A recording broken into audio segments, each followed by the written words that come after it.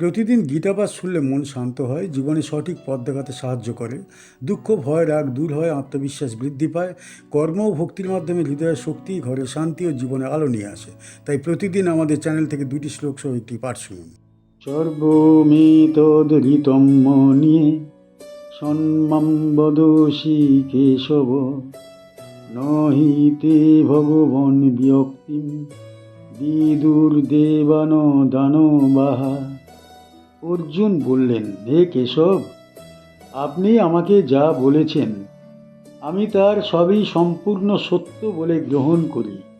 হে ভগবান, আমার প্রকৃত স্বরূপ দেবগণও জানেন না, দানবরাও জানেন না। অর্জুন বললেন, হে কেশব, আপনি আমাকে যা বলেছেন তার সবই আমি সম্পূর্ণ সত্য বলে গ্রহণ করি। হে ভগবান, আপনার প্রকৃত স্বরূপ দেবগণও জানেন না, দানবরও জানেন না। এই অনুবাদে অর্জুনের দৃঢ় বিশ্বাস ও বিনয় প্রকাশ পায়। তিনি বোঝাতে চেয়েছেন, ভগবানের স্বরূপ মানব বুদ্ধির সীমার অতীত। সর্বম মানে সমস্ত, এতদ মানে এই সকল কথা, ঋতম মানে চিরন্তন সত্য, মন্যে মানে আমি মনে করি, ইয়ৎ মানে যা, মাম মানে আমাকে, বদসি মানে বলেছেন, কেশব মানে হে শ্রীকৃষ্ণ, ন মানে নয়, হি মানে নিশ্চয়ই, তে মানে আপনার, ভগবান মানে হে ভগবান, ব্যক্তিম মানে প্রকৃত স্বরূপ, বিদুঃ মানে জানে, দেবা মানে দেবগণ, ন মানে নয়, দানবাহা মানে দানবগণ। এই শব্দার্থের মাধ্যমে অর্জুনের বক্তব্যের গভীরতা আরও স্পষ্ট হয়ে ওঠে। এই শ্লোকটি অর্জুনের বিশ্বাসের চূড়ান্ত স্তর প্রকাশ করে। পূর্ববর্তী শ্লোকগুলিতে তিনি শাস্ত্র, ঋষি ও ভগবানের বাণীর সমন্বয়ে কৃষ্ণকে পরম সত্য রূপে স্বীকার করেছিলেন। এখানে তিনি আরও এক ধাপ অগ্রসর হয়ে জানিয়ে দিচ্ছেন, ভগবান যা বলেছেন তাতে কোনো সংশয়ের অবকাশ নেই। প্রথমেই তিনি বলেন, সর্বমেতদ ঋতম মন্যে। ঋত শব্দটি বৈদিক পরিভাষায় চিরন্তন সত্যকে নির্দেশ করে, যা কাল, দেশ ও অবস্থার ঊর্ধ্বে। অর্জুন বোঝাচ্ছেন, শ্রীকৃষ্ণের বাণী কোনো মতবাদ নয়, এটি সনাতন সত্য। এই গ্রহণ কোনো অন্ধবিশ্বাস নয়, বরং গভীর উপলব্ধি থেকে উৎসারিত। এরপর তিনি সম্বোধন করেন কেশব নামে।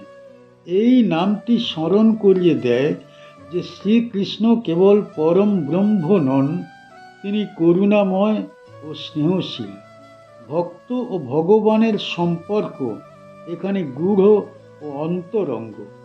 দ্বিতীয় পাদে অর্জুন বলেন, ন হি তে ভগবান ব্যক্তিম বিদুর দেবা ন দানবা। এর অর্থ অত্যন্ত গভীর।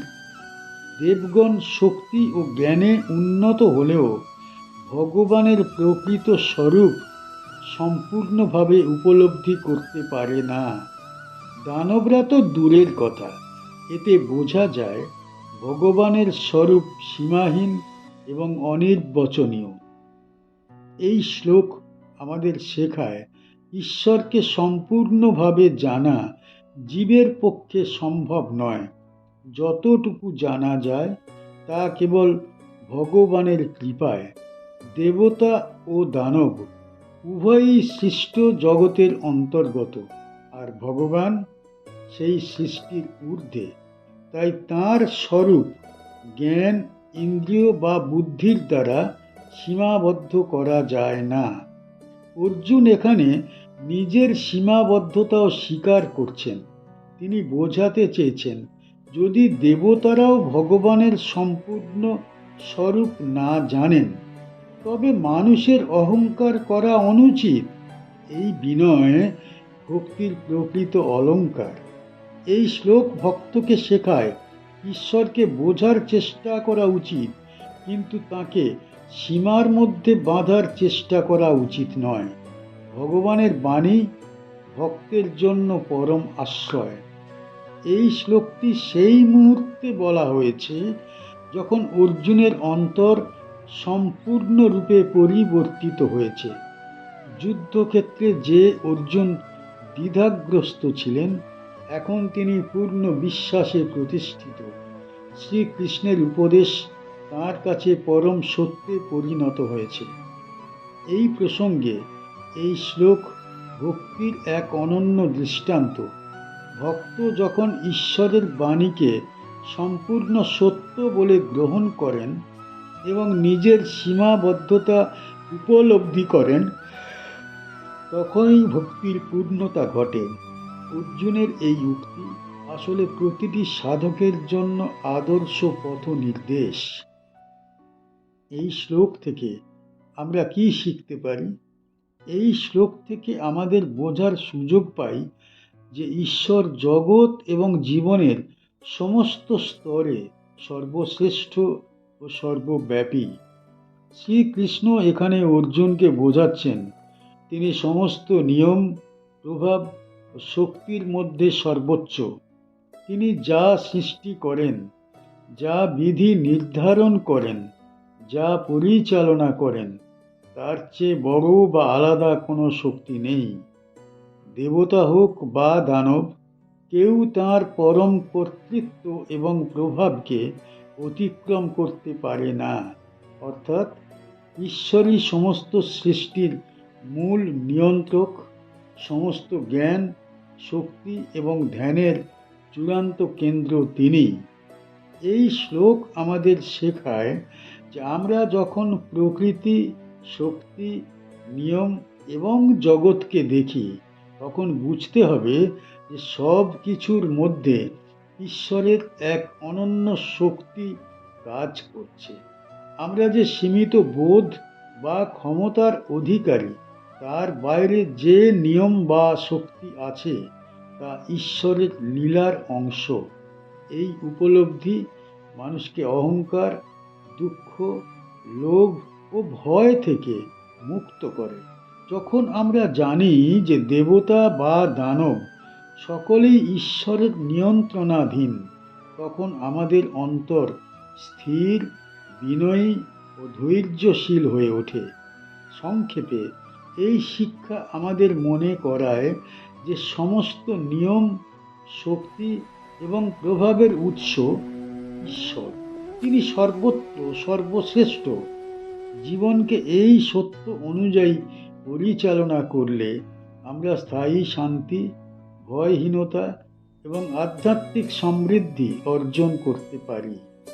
যখন প্রতিটি ঘটনা, শক্তি এবং প্রভাবকে ঈশ্বরের লীলার অংশ হিসাবে গ্রহণ করি, তখন অন্তর পূর্ণ হয় এবং আমরা সত্যিকারের স্থিরতা ও আনন্দ লাভ করি। স্বয়মেবাত্মনাত্মানম এত্থ ত্বম পুরুষোত্তম ভূত ভাবন ভূতেশো দেব দেব জগৎপতি। অর্জুন বললেন, হে পুরুষোত্তম, আপনি নিজেই নিজের স্বরূপ নিজে জানেন। হে সকল জীবের উৎপত্তিকারক, সকল জীবের অধীশ্বর, দেবতাদেরও দেবতা, সমগ্র জগতের অধিপতি। স্বয়মেবাত্মনাত্মানম বেত্থ ত্বং পুরুষোত্তমম ভূত ভাবন ভূতেশ দেব দেব জগৎপতি। অর্জুন বললেন, হে পুরুষোত্তম, আপনি নিজেই নিজের স্বরূপ নিজে জানেন। হে সকল জীবের উৎপত্তিকারক, সকল জীবের অধীশ্বর, দেবতাদেরও দেবতা, সমগ্র জগতের অধিপতি। এই অনুবাদে অর্জুনের গভীর বিনয় ও বিস্ময় প্রকাশ পায়। তিনি স্পষ্টভাবে ঘোষণা করছেন, ভগবানের জ্ঞান স্বয়ম্ভূ এবং স্বনির্ভর। স্বয়ং মানে নিজেই, এব মানে নিশ্চয়ই, আত্মনা মানে নিজের দ্বারা, আত্মানম মানে নিজের স্বরূপ, বেত্থ মানে জানেন, তম মানে আপনি, পুরুষোত্তম মানে সর্বোচ্চ পুরুষ, ভূত ভাবন মানে সকল জীবের স্রষ্টা, ভূতেশ মানে সকল জীবের অধীশ্বর, দেব দেব মানে দেবতাদেরও দেবতা, জগৎপতে অর্থাৎ জগতের অধিপতি। এই শব্দার্থগুলি ভগবানের অসীম মহিমা ও সর্বশক্তিময় স্বরূপকে স্পষ্ট করে তোলে। এই শ্লোকের মূল তত্ত্ব হল ভগবানের স্বরূপ জ্ঞান স্বয়ং সম্পূর্ণ। অর্জুন এখানে গভীর দার্শনিক উপলব্ধিতে পৌঁছেছেন। তিনি বলছেন, ভগবান নিজের স্বরূপ নিজেই জানেন, কারণ তিনি কারো দ্বারা সীমাবদ্ধ নন। জীবের জ্ঞান ইন্দ্রিয়, মন ও বুদ্ধির উপর নির্ভরশীল, কিন্তু ভগবানের জ্ঞান স্বতঃসিদ্ধ। স্বয়মেব আত্মনা আত্মানম বেত্থ। এই বাক্যে বোঝানো হয়েছে ভগবান জানার জন্য অন্য কোনো মাধ্যমের উপর নির্ভর করেন না। তাঁর জ্ঞান বাহ্য নয়, অন্তর্নিহিত। তিনি যেমন সর্বজ্ঞ তেমনি স্বপ্রকাশ। উপনিষদে যাকে স্বয়ং প্রকাশ চৈতন্য বলা হয়েছে, এই শ্লোক সেই তত্ত্বকেই প্রকাশ করে। এরপর অর্জুন শ্রীকৃষ্ণকে পুরুষোত্তম বলে সম্বোধন করেছেন।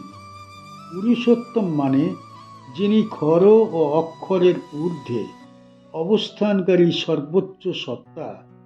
সমস্ত জীব ক্ষর, অবিনশ্বর আত্মা অক্ষর, আর ভগবান এই দুয়ের ঊর্ধ্বে। এই উপলব্ধি অর্জুনের চেতনাকে সম্পূর্ণ ঈশ্বরমুখী করেছে। ভূত ভাবন শব্দের মাধ্যমে অর্জুন স্বীকার করছেন সকল জীবের উৎপত্তি ভগবান থেকেই। জীব নিজেকে কর্তা বলে মনে করলেও প্রকৃতপক্ষে ভগবানই সকল কার্যকলাপের মূল কারণ। ভূতেশ শব্দটি বোঝায় ভগবান কেবল স্রষ্টা নন, তিনি সকল জীবের নিয়ন্তাও। তিনি সকলের অন্তরে অবস্থান করে তাদের কর্ম পরিচালনা করেন। দেব দেব শব্দটি অত্যন্ত গভীর তাৎপর্যপূর্ণ। দেবতারা যারা শক্তি ও ঐশ্বর্যে উন্নত, তারাও ভগবানের অধীন। তারা ভগবানের শক্তির প্রকাশ মাত্র। এই উপলব্ধি ভক্তকে দেবতা ও ঈশ্বরের পার্থক্য বুঝতে সাহায্য করে। সবশেষে জগৎপতে সম্বোধনের মাধ্যমে অর্জুন ঘোষণা করছেন, সমস্ত জগতের শাসন ভার ভগবানের হাতে। জগতের কোনো ঘটনাই তাঁর ইচ্ছার বাইরে নয়। এই উপলব্ধি ভক্তের অন্তরে ভয় দূর করে এবং গভীর আশ্রয় বোধ জাগ্রত করে।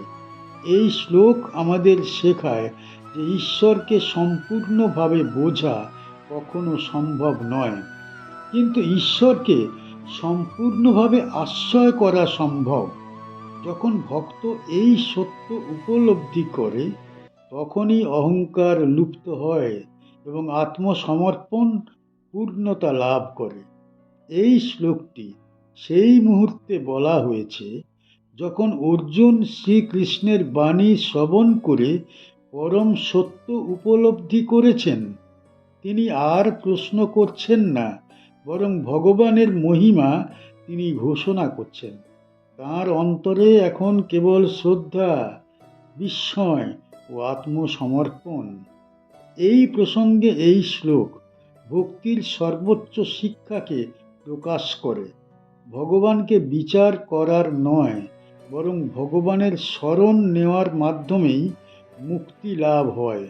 অর্জুনের এই উপলব্ধি প্রতিটি সাধকের জন্যে আদর্শ পথ প্রদর্শক। কি শিখতে পারি এই শ্লোক থেকে?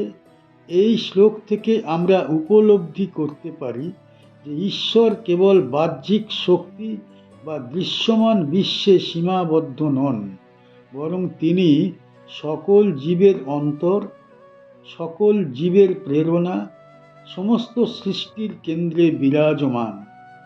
শ্রীকৃষ্ণ এখানে অর্জুনকে বোঝাচ্ছেন যে তিনি স্বয়ং আত্মা, নিজের মধ্যেই নিজের অস্তিত্বকে ধারণকারী এবং সমস্ত প্রাণী ও জীবের চিন্তা, প্রভাব ও অবস্থানের মূল কেন্দ্র তিনি কেবল মানুষ বা দেবতার মধ্যে সীমাবদ্ধ নন, বরং সমস্ত প্রাণী, সমস্ত জীব এবং সমস্ত সৃষ্টির মধ্যেই সর্বত্র উপস্থিত।